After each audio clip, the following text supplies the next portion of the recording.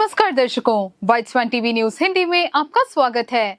सीमा पर फिर से उकसावे का जहर बोकर पाकिस्तान द्वारा छेड़े गए छद्म युद्ध को भारत ने सीना तान कर जवाब दिया।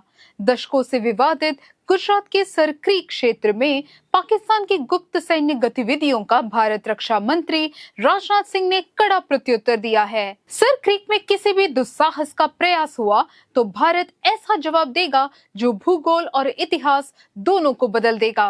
पाकिस्तान को याद रखना चाहिए कि कराची तक का रास्ता सर क्रीक से भी जाता है। उनके इन शब्दों ने पाकिस्तान के सैन्य ठिकानों में हलचल पैदा कर दी। ये मात्र चेतावनी नहीं बल्कि घोषणा है कि भारत हर कदम का जवाब देने के लिए तैयार है। हाल ही में खुफिया एजेंसियों ने पता लगाया कि पाकिस्तान सर क्रीक में असामान्य सैन्य निर्माण कर रहा है।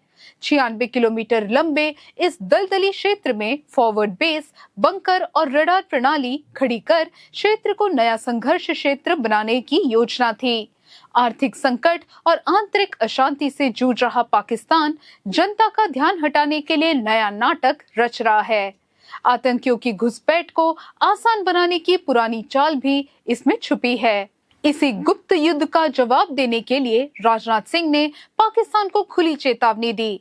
कच्छ स्थित सैन्य शिविर में उन्होंने कहा, पाकिस्तान की नीयत पर हमें शक है। भारत हमेशा सीमा पर शांति चाहता है, लेकिन हमारी सेना की सहन शक्ति को परखने की भूल ना करे। अगर प्रहर हुआ तो करारा जवाब देना हमें भी आता है। सर क्रीक विवाद भारत के विभाजन काल से है। ये क्षेत्र गुजरात के कच्छ और पाकिस्तान के सिंध प्रांत को अलग करता है। 1914 में बॉम्बे सरकार की एक अधिसूचना के अनुसार सीमा पूर्वी तट पर खींची गई थी, जिसे आधार बनाकर पाकिस्तान सर क्रीक पर पूरा अधिकार जताता है। लेकिन अंतर्राष्ट्रीय कानून अर्थात थैलवेग सिद्धांत के अनुसार बहाव के मध्य भाग को सीमा माना जाता है। उसी आधार पर भारत का आधा हिस्सा वैध है और भारत अपने रुख पर दृढ़ है। चर्चा हर बार हुई, लेकिन पाकिस्तान की हट के कारण समाधान नहीं निकला। 1996 में भारतीय वायुसेना ने यहाँ पाकिस्तानी निगरानी विमान भी मार गिराया था। पाकिस्तान इसकी जिद क्यों पकड़े है? इसके पीछे स्पष्ट आर्थिक और सामरिक दिलचस्पी है। सर क्रीक और अरब सागर मत्स्य संसाधनों से समृद्ध है। यहाँ का विशाल मछली उद्योग उनके लिए करोड़ों का लाभ है। इसके अतिरिक्त समुद्र में तेल और प्राकृतिक गैस के भंडार भी होने का अनुमान है। सबसे खतरनाक लक्ष्य ये है कि दलदल और मैंग्रोव जंगल आतंकियों के भारत में प्रवेश का आसान रास्ता बन सकता है।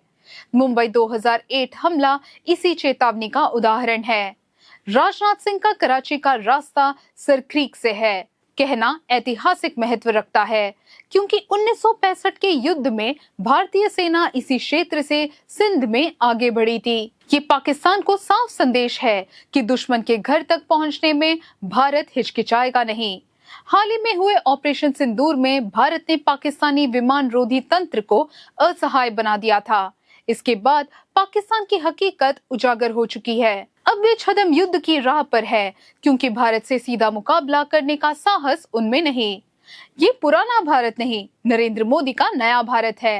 राजनाथ सिंह ने पाकिस्तान को याद दिलाया, आज का भारत हर उकसावे का मुंह तोड़ जवाब देने में सक्षम है। सर क्रीक पर पाकिस्तान की हर हलचल पर भारत की कड़ी नजर है। भारतीय सेना और सीमा सुरक्षा बल हर स्थिति से निपटने के लिए तैयार है। राजनाथ सिंह के शब्द केवल राजनीतिक बयान नहीं, बल्कि 140 करोड़ भारतीयों के आत्मगौरव की आवाज है। सर क्रीक में पाकिस्तान आग से खेल रहा है और बहुत जल्द वही आग उसे जलाएगी।